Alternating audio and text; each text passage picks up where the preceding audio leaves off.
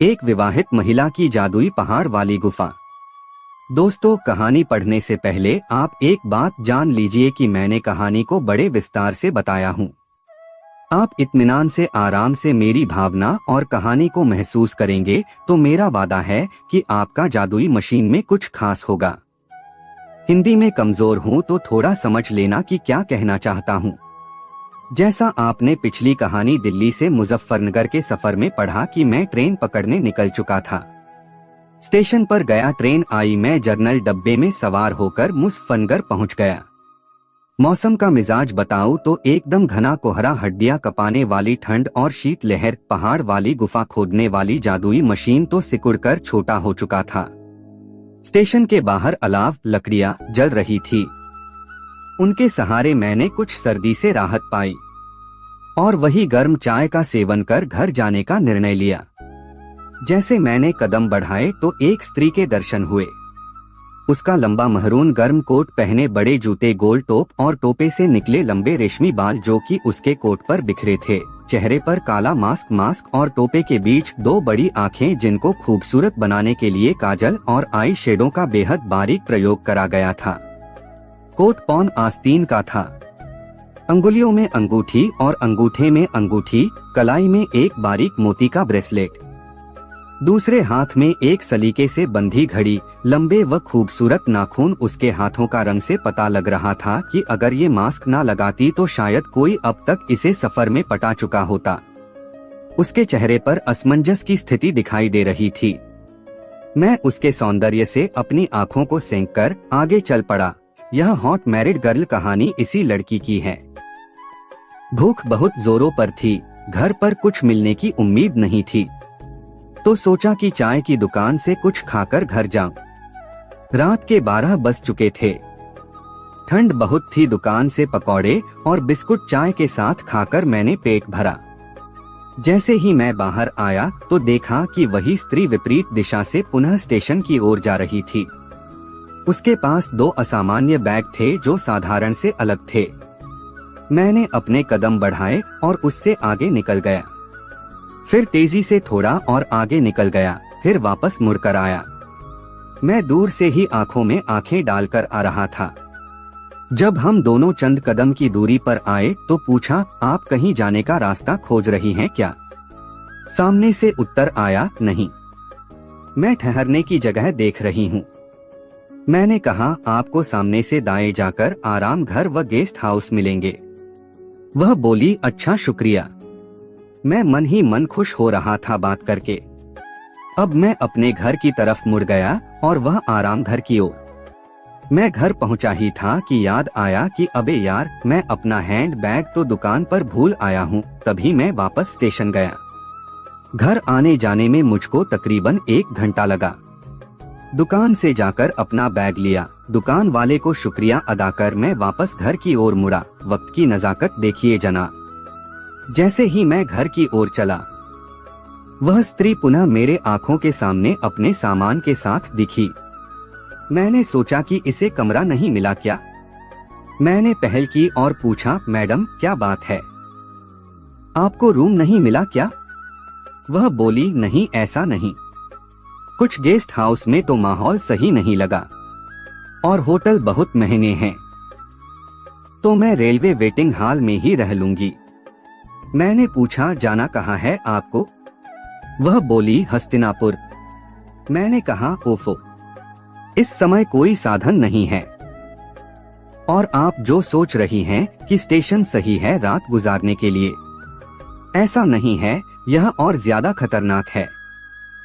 तब मैंने कहा, आप मेरे साथ आइए, एक होटल में चलो, मैं वहां बात कराता हूँ, वहां के मालिक से दोस्ती है मेरी। वह बोली, कौन सा?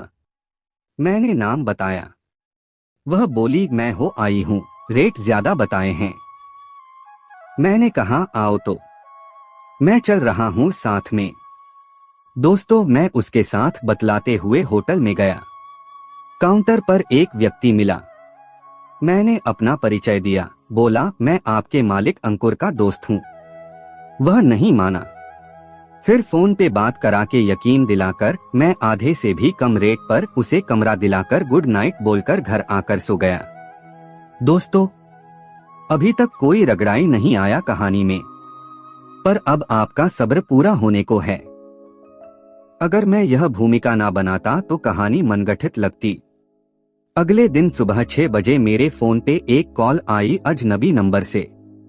हेलो हेलो, कौन आप? विनय बात कर रहे हैं। जी हाँ बोलिए। जी मैं होटल से बोल रहा हूँ, आपने कल रात एक रूम बुकिंग कराई है? हाँ कराई है, वे आपसे बात करना चाहती हैं। लीजिए। उधर से आवाज आई, बोलो। हाँ बोलो। गुड मॉर्निंग, आप अभी कहाँ हैं? मैं बोला बताइए। अपने घर हूँ। इफ यू डोंट माइंड, एक बार होटल आ सकते हो? मेरी खुशी का ठिकाना नहीं रहा। मैंने कहा अभी आता हूँ। मैं होटल गया और रूम नंबर पूछ के अंदर गया। दोस्तों, वह आईने के समक्ष खड़ी अपने आप को संवार रही थी। मेरा ध्यान उसकी जवानी की ओर खींचता चला गया और तभी मैंने वह देखा जो सोचा ना था। उसके पैरों में बिछुए थे। मैंने हाय ना हेलो बस यह पूछा, तुम शादीशुदा हो? वह मुड़ते हुए बोली, हम। क्या? मैंने कहा तुम्हारी शादी हो गई। वह बोली हाँ। पर क्यों? मैंने कहा नहीं, वह तुमको देखकर लगा नहीं कि तुम्हारी शादी हो गई हो। दोस्तों, उसने काले रंग की चुस्त जीन्स पहन रखी थी जो उसकी वहां की खेत वाले तरबूज की गोलाइयों को खूबसूरत बना रही थी। उसमें भूरे रंग की पतली सी बेल्ट और क्या लग रही थी। ऊपर उसने एक ऑफ वाइट रंग की शर्ट पहन रखी थी जिसमें से उसकी सफेद रंग की थैली का साफ पता लग रहा था। शर्ट को उसने जीन्स में दबा रखा था जिसकी वजह से उसके सपाट पेट और पतली कमर का नाप मैं अपनी आंखों से ले रहा था। उसके बाल बेहद रेशमी और लंबे थे जिनको उसने लपेट के जूड़ा बना रखा था। इन सभी आकर्षण में खोया मैं उससे कुछ यूं बातें कर रहा था। तुम यहाँ कैसे? क्या करती हो? वह, मैं यूट्यूब पर ब्लॉगिंग करती हूँ, प्रोफेशन हूँ। मैंने पूछा घर कहाँ है आपका? मुरादनगर। मैं आपके पति क्या करते हैं? वे अपने पारिवारिक दुकान को संभालते हैं। मैं बोला अच्छा ये सब तो ठीक है, पर मुझे यहाँ बुलाया क्यों? वह अपना पैर स्टूल पर रखते हुए अपने फीते बांधते हुए बोली, शुक्रिया अदा करना है तुम्हारा और एक कष्ट और देना है। फीते बांधते हुए उसके शर्ट के बटन के बीच से उसकी थैली के बीच से खेत पर आम की लाइन के दर्शन हुए। उफ, बेहद पीला रंग था उसका। इस बीच उसने मुझे ताड़ते हुए देखा और बोली, तुम्हारी शादी नहीं हुई क्या? मैं ध्यान हटाते हुए बोला, नहीं नहीं, हो गई है। वह बोली, तो फिर क्या देखते हो? ऐसा बोलकर वह हंसने लगी। मैंने कहा कुछ नहीं, खूबसूरती अपने आप दिख जाती है, देखनी नहीं पड़ती। वह बोली, अच्छा अच्छा, बाय द वे हेल्प के लिए शुक्रिया, और मेरा एक काम और कर दो कि मुझे हस्तिनापुर के लिए बस या टैक्सी कहाँ मिलेगी वह पकड़वा दो। मैंने कहा मैडम अभी बहुत सुबह है, 9 बज जाने दो तब दिन निकलेगा, फिर आपको साधन मिलेगा। वह बोली, मैं मैडम नहीं, मेरा नाम नलिमा है, नीलू मेरा निक नेम है। अच्छा नाइस नेम। वह बोली, फिर तो अभी बहुत वक्त है, मैं बोर हो जाऊंगी। मैं बोला, अरे मैं तो हूं, बोर नहीं होने दूंगा। वह इठलाते हुए बोली, अच्छा। मैं हाँ जी बोलते हुए बिस्तर पर बैठ गया और अपने जूते निकालते हुए कंबल पैरों पर डाल लिया, और मैं मन ही मन सोचने लगा कि यह लेडी रात को इसी कंबल में लिपटी थी। वह कोट पहने और टोप लगाए तैयार थी। मैं हंसते हुए बोला, तुम कहाँ तैयार हो जाने को? अभी 2 घंटे हैं। ये कोट टोप निकाल दो और आओ बैठ जाओ, कुछ अपने बारे में बताओ और मेरी भी सुनो, तब तक वक्त कट जाएगा।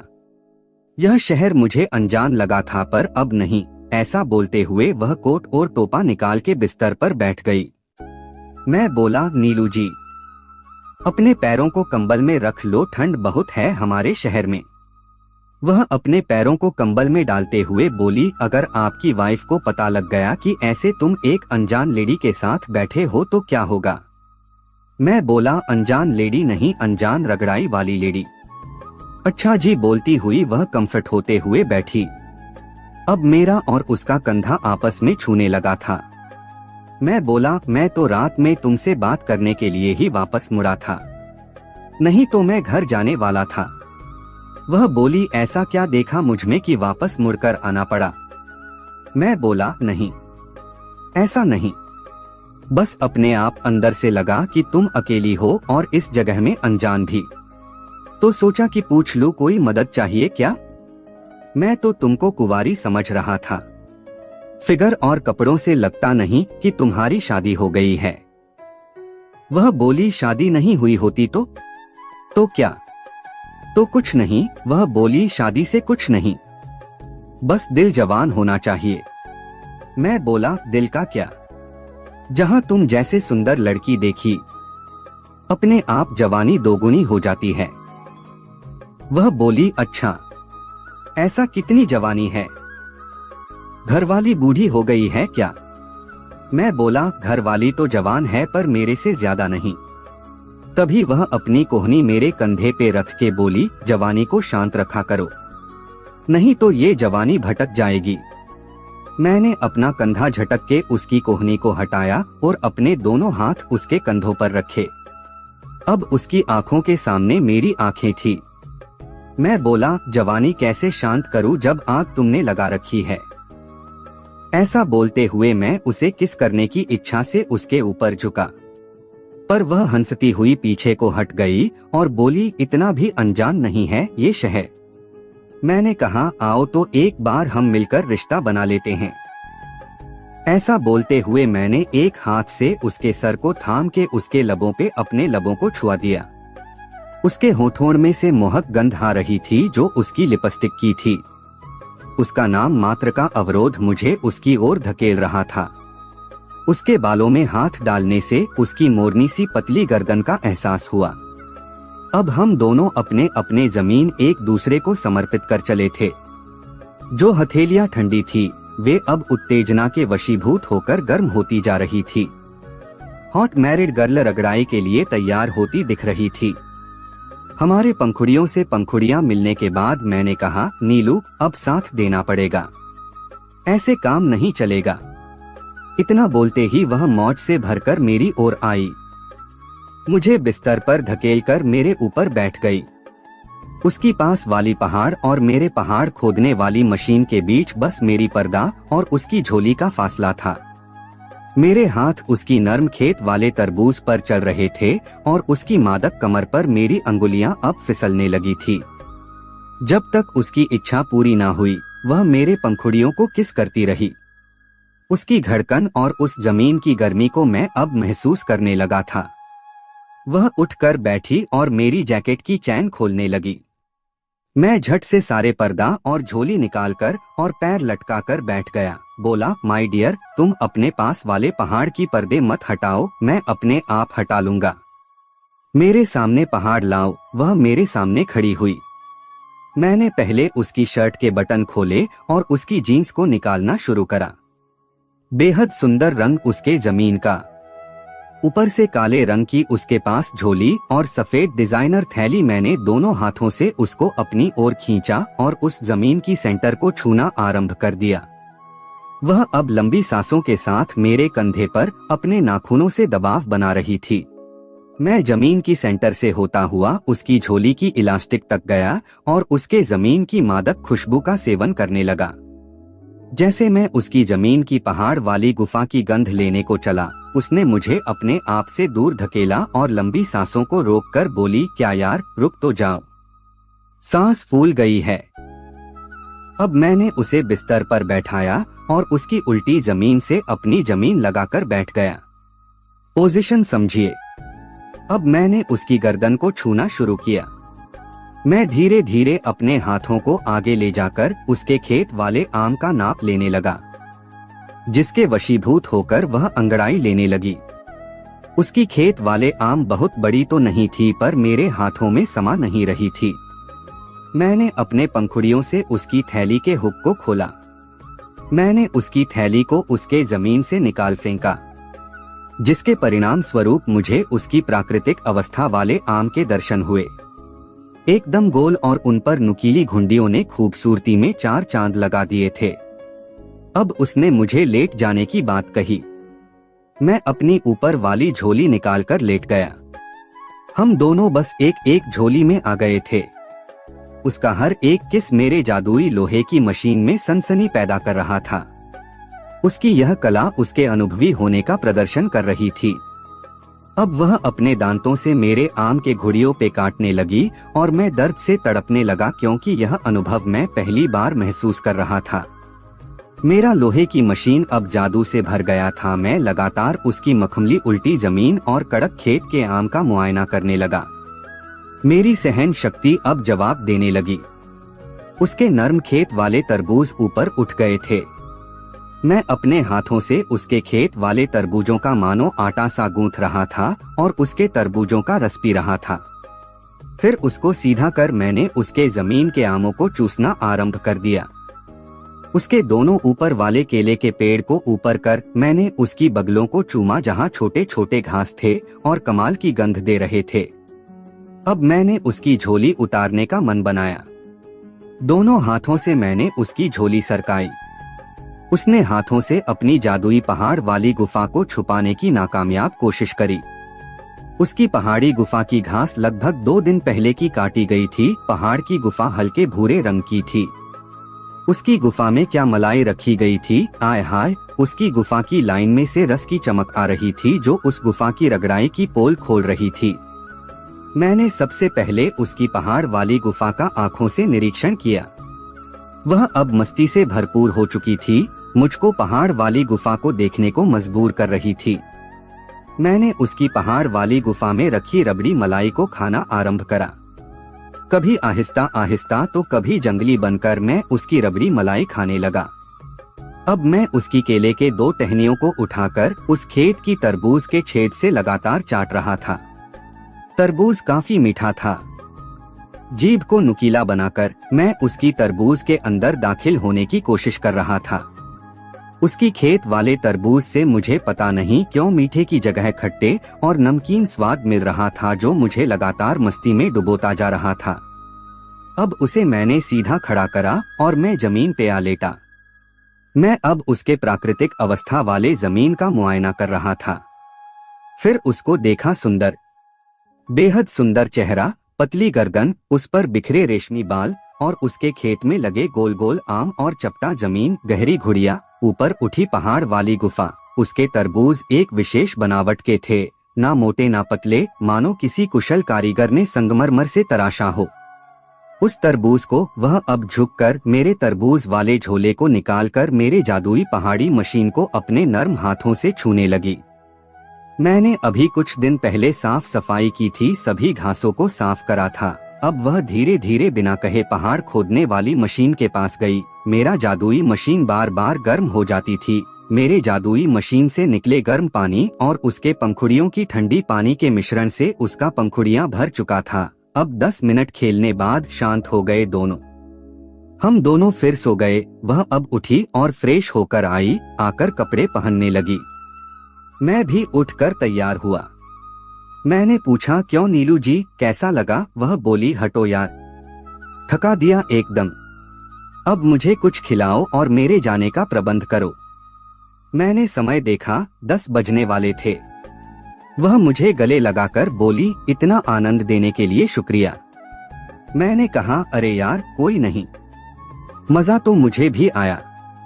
तुम जैसी शादीशुदा हसीन और लेडी के साथ अपनी मस्ती को शांत करना तो किसी किसी के ही नसीब में होता है।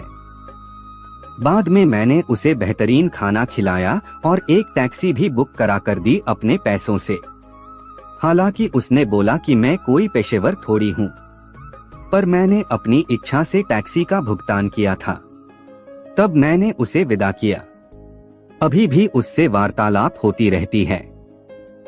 वह अभी पेट से है। जब स्थिति सामान्य होगी तो शायद पुनः वह मेरे साथ मस्ती करने को राजी हो जाए। तो दोस्तों, ये थी हमारी आज की कहानी। उम्मीद है इस कहानी को आपने पूरा जरूर सुना होगा और ये कहानी आपको जरा भी पसंद आई हो। वीडियो को लाइक और चैनल को सब्सक्राइब करना ना भूले और ऐसी ही मनोरंजक कहानी सबसे पहले सुनने के लिए बेल आइकॉन को भी ऑल पे सेट कर ले। और इस कहानी से हम किसी को भी बुरा या गलत संदेश या राह नहीं दिखाते। आप सभी इसे सिर्फ मनोरंजन हेतु ही देखना। और इस कहानी को पूरा सुनने के लिए आप सभी का दिल से शुक्रिया। और प्रस्तुत कहानी पूर्णतः काल्पनिक कथा है। इस कहानी के पात्र, स्थान और घटनाएं काल्पनिक है। इस कहानी का उद्देश्य सिर्फ शिक्षा, प्रेरणा एवं मनोरंजन प्रदान करना है। किसी की धार्मिक एवं सामाजिक भावनाओं को ठेस पहुंचाना हमारा उद्देश्य नहीं है। अगर ये कहानी किसी के असल जिंदगी से मेल खाती है तो ये केवल एक इत्तेफाक मात्र है। समाज की किसी भी कुप्रथा का समर्थन हम नहीं करते। धन्यवाद।